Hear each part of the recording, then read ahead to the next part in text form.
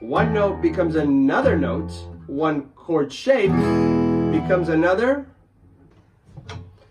That is the stupidest thing I've ever done. Anyway, what's up? Today I want to talk to you about the difference between open chords and bar chords. And I think it's a very important distinction to make, and that if you change one of those words, the entire fretboard, the entire guitar is gonna make sense to you. Okay, so what does an open chord mean? Open chord means that we're using open strings.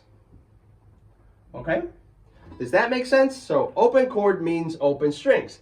Bar chord means there's no open string.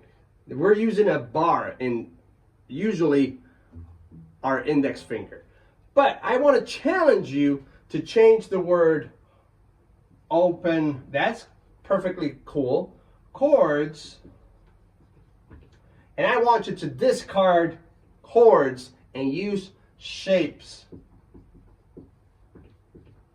instead. And why do I want you using shapes? Because it'll radically transform the way you think about the fretboard. Check out this shape over here from our F chord. Okay, what shape is that? Can you recognize it somewhere else in the fretboard, in the whiteboard? Check it out. It's the same shape as the E shape. And why is that? Let's get this note, for example. That's an E note, okay? 6th string open, that's an E note. What happens to that note if I start moving it across the fretboard? It's gonna become other notes, right? Actually, it's gonna become all the other notes. So E, F, F sharp, G, G sharp, A sharp, blah, blah, blah, blah, blah, blah, till we get to E again and then start all over again, right? Okay, now what do you think if this note becomes another note, if that E becomes an F right here, it'll be right there, right? What do you think will happen if I move all the notes that create an E chord? So if this is an E chord, I'm just gonna switch my fingers so I can free up my index finger, right? If I move this note on the 6th string over here, but I also move all the other notes, what does that become? So one note becomes another note, one chord shape becomes another chord. And this happens further across the fretboard too. So I just played an F because that's an F. Okay. Now I can play a G over here and apply the same formula, the same shape, just move. And now I'm going to be playing a G chord. See how important and how critical it is to think in shapes. Check it out right here, right? E, F, G. But you can keep moving to an A. That's an A note. Apply the same formula. A chord, B note, B chord, C note, C chord, and so on. So let's look at the B, for example. You're probably taught to play a B like that, right? What chord shape is that? Chord shape, not chord. That's a B chord.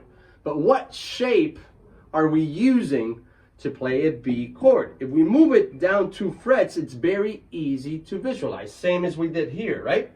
What chord shape is that? If you still can't see it, I'm going to play it like that. That's an A chord shape moved up 2 frets with a bar behind it. It's just that. But you can keep moving it to a C, right? That's a C note. To a D, to an E, to an F, to a G, to all the others. So let's recap. Now we understand we're using shapes and not chords. Okay, so when they tell you play me a C chord, now you're going to think of it as, yeah, I'm playing a C chord, but I'm using a C shape. Okay, play me an A chord. Yeah. It's an A chord, but I'm using an A shape. So how many names do we have for, maybe I'm rambling on. Let's just go here. How many names do we have to name notes or chords in our music language? So we've got 7. We've got A, B, same as the alphabet. A, B, C, D, E, F, G. Now you just discovered that F was actually using an E shape. So we don't have a shape for F. And you just discovered that B was using an A shape. So we don't have a shape for B. Do we have an A shape? Yeah. Do we have a C shape? We of course do have a C shape. Do we have a D shape? Yep. E shape? We talked about that. And G shape? Yes. So there's only 5 shapes. But check this out. I'm going to put that C over here. I'm going to put this A over here. I'm going to put this G over here. I'm going to put this E over here. And I'm going to put this D over here. What does that spell? You've probably heard of this before, right? I don't think I got to go here with this video. This was just an introduction. If you want more on this, go and check out this book. Okay, it's called The Beginner Guitarist Playbook.